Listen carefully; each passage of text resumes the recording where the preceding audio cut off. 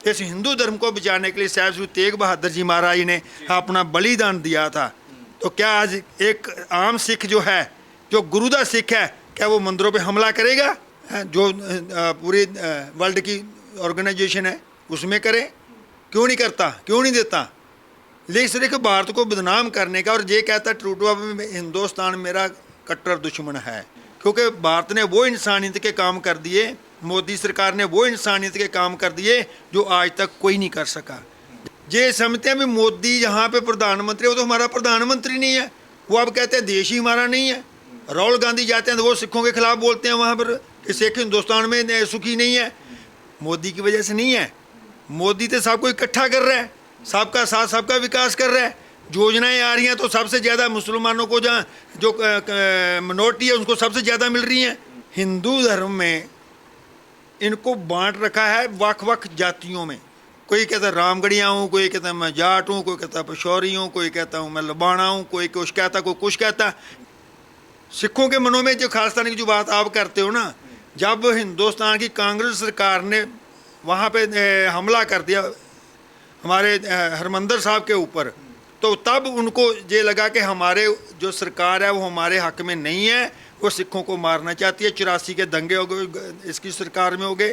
तो ये एक वक्फवादी की भावना वहाँ से पैदा हुई कि हमारा अपना वखरा खालिस्तान होना चाहिए। लेकिन हर सिख ने ये देखा है कि खालिस्तान में किसी को कोई फ़ायदा नहीं है। वो वहाँ पे ये बात अब आई कि खालिस्तान में फ़ायदा नहीं है और हमें भारत के साथ जुड़े रहना है। और जो कट्टरपंथी सोचते वो उन्होंने अपना एक अलग एजेंडा बना करके हमें खालिस्तान चाहिए, वो हिंदुस्तान में लेना चाहिए। नहीं मिला, ना मिल सकता है, ना कोई आम सिख चाहता कि जैसे खालिस्तान हो। और जो बाहर भी चले गए, जहाँ से अपनी ज़मीनें बेच ली, पैसा लगा लिया, वहाँ जाके बस गए। वहाँ जाकर भी वो एक जो दूसरी सरकारें भारत को कमज़ोर करना चाहती हैं। अब आपको पता ट्रूडो जी ने पहले भी जब भारत के साथ अपने गलत इल्ज़ाम लगा दिए थे तो कोई सबूत नहीं दे पाया था। तो उसके बाद अब शरेआम वहाँ की पुलिस जो है वो उनके साथ कट्टरपंथियों के साथ खड़ी होकर के वहाँ पे मंदिर पे हमला हो रहा है। जहाँ तो भारत सरकार के खिलाफ, उनके खिलाफ ऐसे सबूत खड़े करे, यूएनओ में करे, यूएन में करे, जो पूरी वर्ल्ड की ऑर्गेनाइजेशन है उसमें करे। क्यों नहीं करता, क्यों नहीं देता?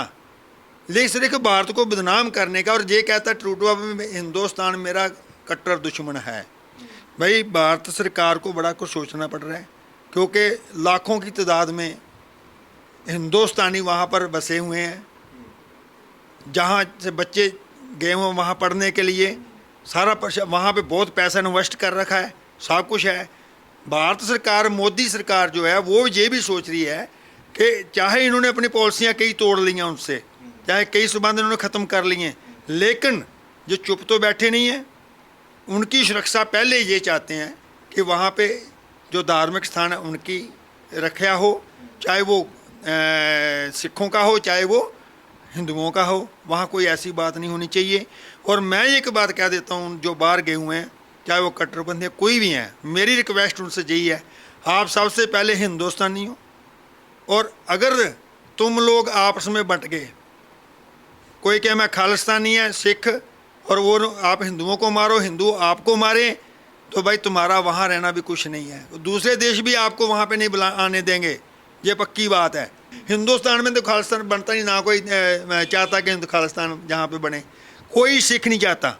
वो यही चाहता है कि हमारे अधिकारों के ऊपर कोई बैन ना लगे, जो हमारी गुरु घर की मर्यादा है, जो सिख दे रहने जीवन का ढंग है, उसके ऊपर कोई अंकुश ना हो। तो वो मांगता है जैसे अपना सिख जो है। और यही बात अगर वो ट्रूडो चाहता वहाँ खालिस्तान बना तो बनाए, किसी को क्या जरूरत है इस मामले में पढ़ने की? भारत सरकार क्यों बढ़ेगी इस मामले में? लेकिन अगर वहाँ की सरकार उनको कट्टरपंथियों को ताकत दे करके हिंदुस्तान को तोड़ने की कोशिश करेगी तो हिंदुस्तान चुप नहीं बैठेगा, ना मोदी सरकार चुप बैठेगी। अब ट्रूडो के पास पूर्ण बहुमत नहीं है संसद में, और वहाँ पे जो अपने वो खालिस्तानी कहते हैं, वहाँ के उनके सांसद हैं जो दूसरी पार्टी है, जो कि आप कट्टर पार्टी कह रहे हैं। लेकिन उनको भी ये बात समझ होनी चाहिए, वो सांसद बने हैं सिर्फ सिखों की वोटों से नहीं बने, वो पूरे हिंदुस्तानी की वोटों से बने हैं। उसमें हिंदुओं ने वोटें डाली हैं उनको, तभी सांसद बनाया था। टीवी में दिखाया जा रहा है कि वहाँ की पुलिस खड़ी है, दूसरों को मार रही है, जो हमला कर रहे हैं उनको पकड़ ही नहीं रही, वो खुद उनके साथ मिलकर के जो काम करवा रही है, तो वो तो कोई भी देश जड़ा है अपने बर्दाश्त नहीं करेगा। और इसीलिए ये घटिया राजनीति है। वहाँ के कई राजनेता जैसे जो दंगे हुए, जो हमला हुआ उसके पीछे हैं, ये अकेला टूटो नहीं है, वक्-वक् पार्टियों के लोग उनके इस मामले पीछे होंगे कि तुम ये कर दो हमें वोट मिल जाएगी, क्यों वहाँ सारी लड़ाई वोट की है। जब ये इलेक्शन हो जानी है तब बाद में कुछ भी नहीं होना। मैंने पहले ये बात बोली, यहाँ पे वक्-वक् धर्म है, वक्-वक् बोलियाँ हैं और वक्-वक् भाषाएँ हैं, सब कुछ है, वक्-वक् कारोबार, वक् सभ्याचार वक्-वक् है।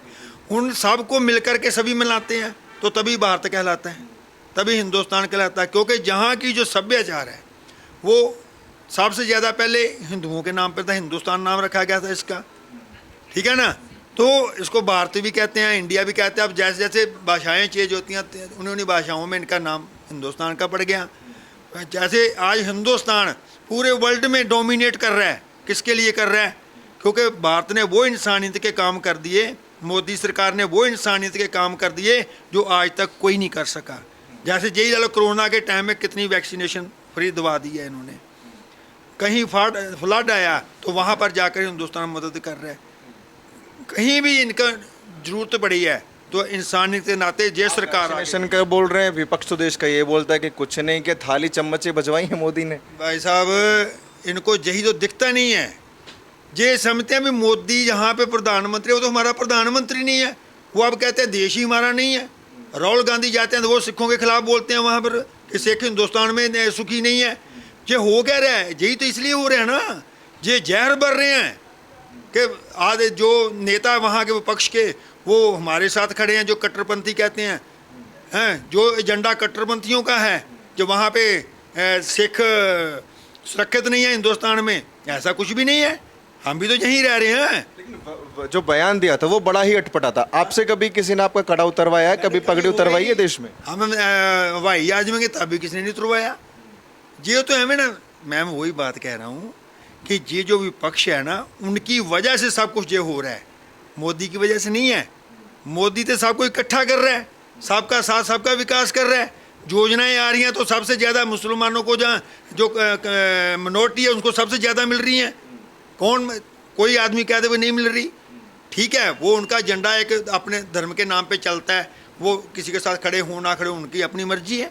लेकिन मोदी जी ने एक प्रधानमंत्री होने के नाते किसी से भी भेदभाव नहीं करा। जितनी योजनाएं जिसको मिलनी चाहिए वो मिल रही हैं और जो हकदार उसको मिल रहे हैं।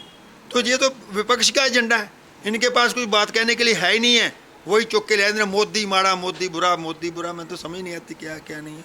सिखों का जितना बड़ा इसने कर दिया किसी ने आज तक नहीं करा। हमारा 10 साल प्रधानमंत्री भी रह गया तब भी नहीं हुआ। हिंदू धर्म में इनको बांट रखा है वक्-वक् जातियों में, हिंदू धर्म को बहुत तरह बांट रखा है, इनको एक नहीं होने दिया जाता है। कोई कहता है तू खत्री है, कोई कहता है तू फलाना, तू कहता तू फलाना फलाना है। इनको जब ये समझ लेंगे ना हम हिंदू हैं, चाहे कोई भी इनकी कास्ट है, तब इनको कोई नहीं मार सकता। जब तक ये बटे रहेंगे ना, भाई तू ब्राह्मण है, तू खत्री है, तू सूद है, तू वैद है, तू वाल्मीकि है, तू फलाना ढींगड़ा है, जब ये बातें होते रहेंगी तब तक ये मरेगा।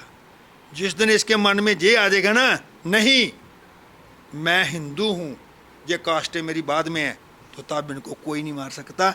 अब दलित की कभी बात आ जाती है, कभी कुछ आ जाता है। देश में पॉसिबल नहीं, क्योंकि विपक्ष हमेशा दलितों का जिक्र करता है और हमारे प्रधानमंत्री की बात कर रहे हैं या यूपी के मुख्यमंत्री जी की बात करें, वो भी ये बयान दे चुके हैं कि बटोगे तो कटोगे। यही बात मैं कहनी चाह रहा हूँ भाई साहब कि जब तक हिंदू के बात उसके मन में ये बात नहीं आएगी। जैसे अब हमारे सिखों को ले लो, सिखों को भी बांटा जा रहा है।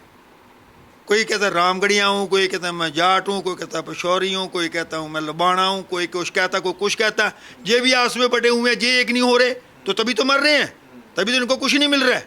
इतना अत्याचार भी हो गया तब भी जो हमें मिलना चाहिए था वो नहीं आज तक मिला।